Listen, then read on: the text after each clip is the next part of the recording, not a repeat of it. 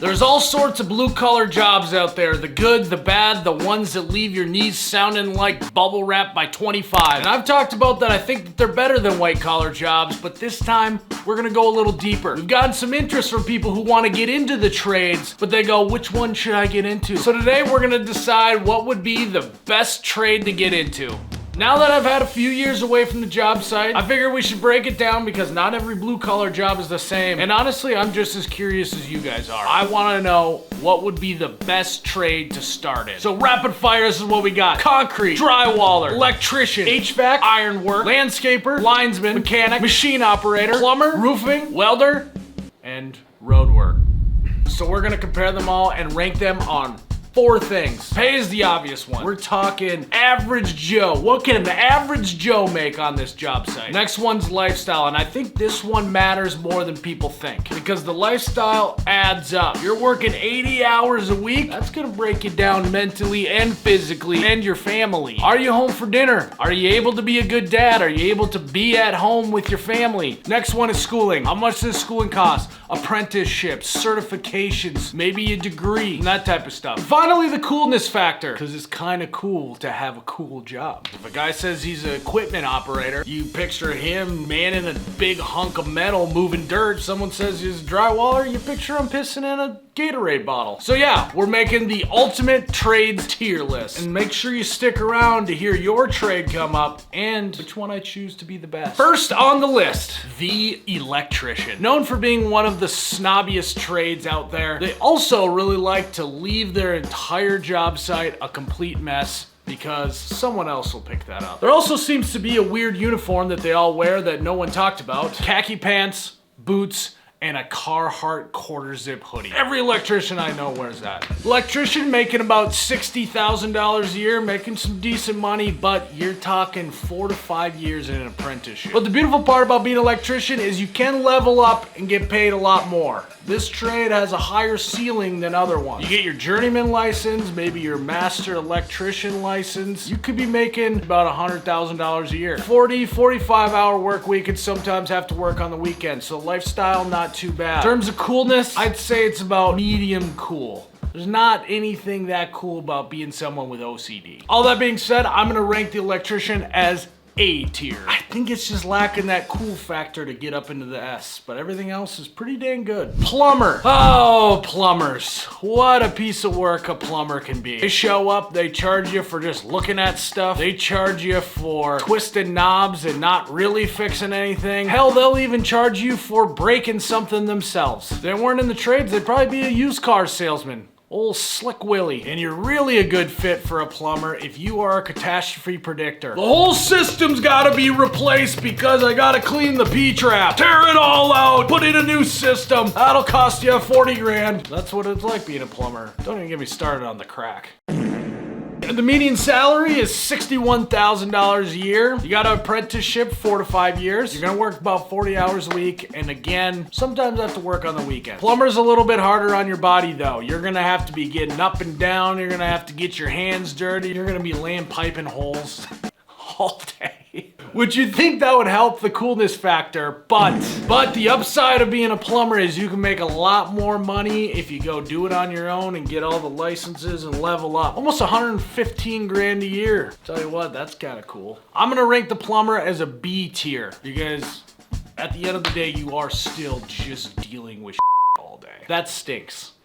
Literally. The HVAC technician, you're either super early or super late, but I know one thing, you don't give a about the general contractor's schedule. You guys show up when you are good and ready. HVAC guys have a little bit of a stereotype that they install their stuff wherever they want and everyone else has to move around them. And if you're gonna be an HVAC technician, you can make around $56,000 a year. Your training could be anywhere from 6 months to 2 years. You do need some certification with the EPA. And again, you're working 40, 45 some hours a week. Sometimes you gotta work the weekends. And in terms of body impact, not as bad. Probably something's one's more similar to the electrician. I haven't seen as many HVAC guys with limps as I have other trades. We can rank them by limps. This body impact is about 2 limps. Coolness factor, definitely cooler than dealing with shit all day, but not as cool as the electrician. So we're falling somewhere in there. So I'm gonna rank HVAC as a C tier. Not very cool. You don't get paid as much as the electrician and plumber. The other day, it's just,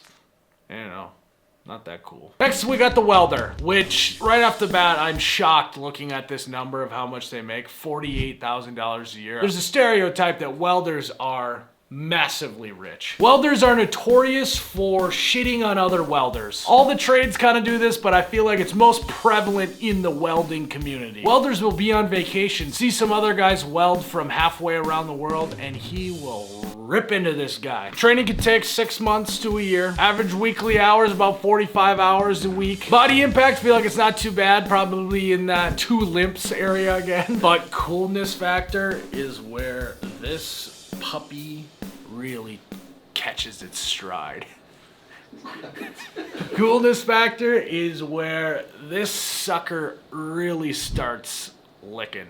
Coolest factor is where it jumps this thing up a tier or 2. If you tell me you're a welder, I instantly think you're cool. You gotta wear a mask like that and use a torch? Let's go. Fire? Cool. Masks? Cool. Big leather gloves? Cool. You're literally fusing metals. That's cool. I'm gonna put welder in the S tier. It's cool. You can get paid a lot of money if you're really good, and I kind of like the idea of striving to be better at your craft and getting paid more. We got our first S tier. Mechanics. Mechanics, these guys are introverted. They don't like talking to people. They barely got through high school, so now they're into cars, and they're always finding a way to squeeze an extra buck out of you. Changing the air filter, filling up the washer fluid. One thing they do know is a lot about music. They got that shop radio cranked all day long. We need about 6 months to 2 years of training, which this is our first actual schooling that we need. If you don't want to go to a tech school, probably don't want to be a mechanic. You don't need a certification, but you will need an ASE, an automotive service excellence certification if you want to work somewhere legit like a dealership or something like that. You're gonna be working 40 hours a week. You're gonna maybe sometimes have to work the weekends. And body impact, I feel like it's about 3 limps. Coolness factor, I go back and forth on this because it's kind of cool to be covered in grease, but if we're being real, you're mostly just changing oil. So I'm gonna rank the mechanic at a B tier. There's not as much upside money-wise. There's kind of a ceiling on it, and more education doesn't equal more money. Next, we have the old heavy equipment operator, the most rested trade of all the trades. If you like to catch some Z's, you need to become a heavy equipment operator. What a cushy gig. You're in a heated or cooled cab, so it doesn't matter what it is outside. You can wear shorts all year round. Median salary, about $54,000 a year. Training is usually some on-the-job training once you got your CDL license. You might not need your CDL, but you probably will. Work about 45 hours a week and sometimes have to work the weekends. Now, body impact,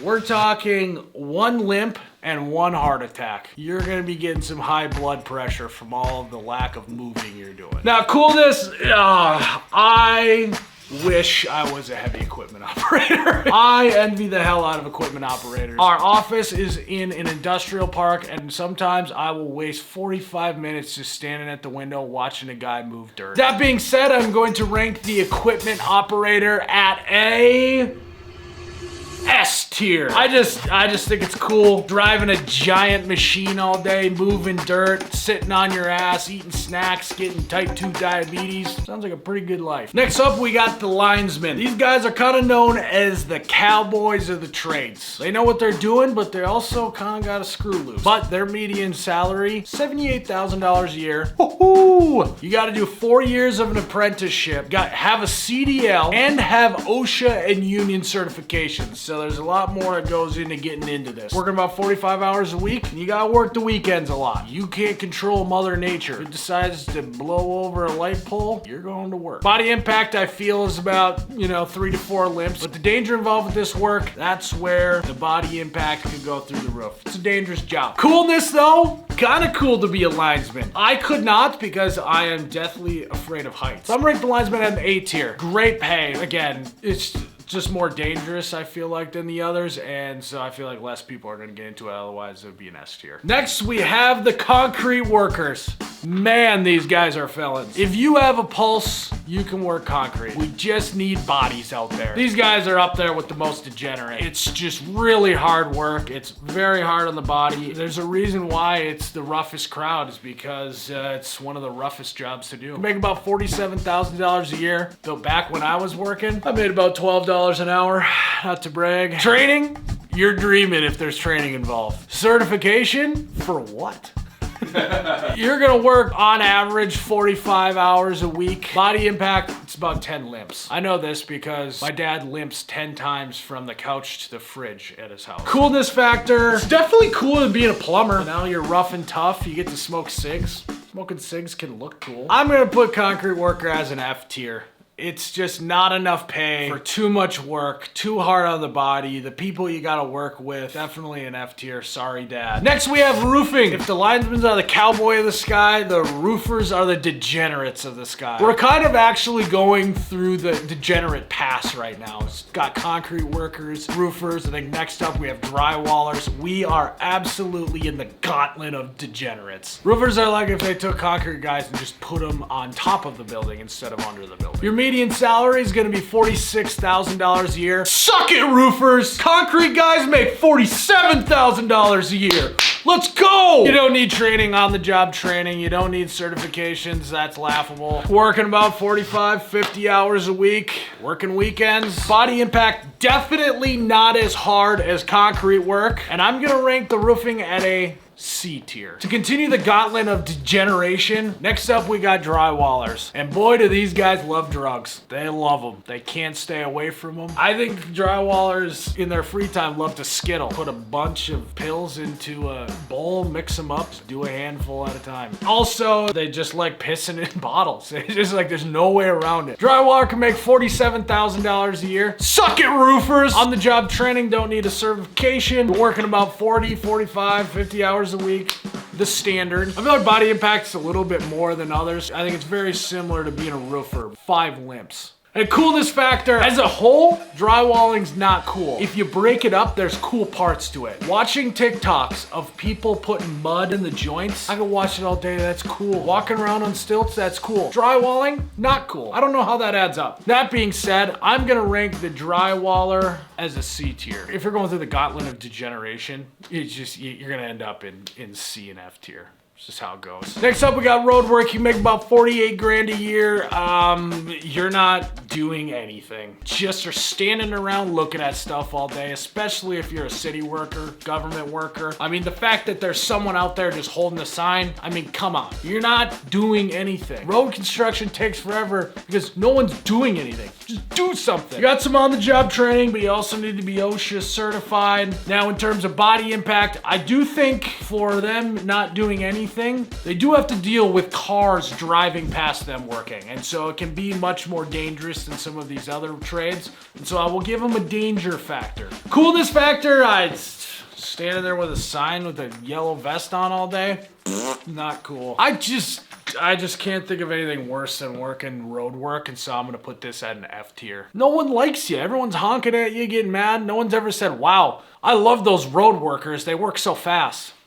Never. Next up, we got landscapers. Make a measly $39,000 a year. No training involved. Jake's left me a note that if you do want to be a pesticide applicator, there are some states that require certification. And that's how you know we actually did some research. You're working 40, 45, 50 hours a week like most. You're gonna have to work the weekends quite a bit, especially in the summer. Gotta get a lot of work done this summer. Body impact, it can be tough work. I would say it's about 5 limps, and I mean, you're wheelbarrowing, you're shoveling. Now, coolness factor, if you can make some pretty cool arrangements, I'm in board with that, but I feel like it's about medium. I mean, at the end of the day, when you're done with a landscaping project, it does look really nice, and that's cool. So I'm gonna put landscapers in the B tier. Landscaping is kind of like if concrete wasn't so degenerate. Next trade on the list, we have the iron workers. Iron workers can make a 60 grand a year salary. Let's go, iron workers. Training can take 3 to 4 years. You got an apprenticeship. Plus you got the union and state licensing. On average, you're working about 45 hours a week and sometimes gotta work the weekends. Body impact for these guys though, pretty high. It can be a very dangerous job. We talked about this before. The photo of the ironworkers on the Empire State Building from 1930 something.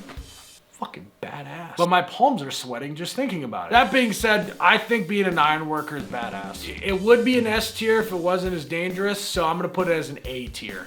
Badass. All right, we have our tier list. After looking at the tier list, it's time to pick which one I would go into. And looking at the top two, the welder and the operator, I think I'm personally picking the heavy equipment operator because I just want to move dirt. Actually, the sneaky dark horse that I would put if you don't want to be a heavy equipment operator that I would put up next is the electrician. Yes, they're a little snobby, but I think you get paid really well. And we really need them bad right now. So I think you can't go wrong with heavy equipment operator or an electrician. So all in all, we need people in all these trades, so you should decide for yourself. You should also let me know which one you're thinking about. I probably got some stuff wrong, so just let me know too. Very curious to see what people think is the best trade out there, considering all the factors weighed. So let me know what I got right, let me know what I got wrong. Hit the subscribe button, hit the like button. We'll see you in the next one.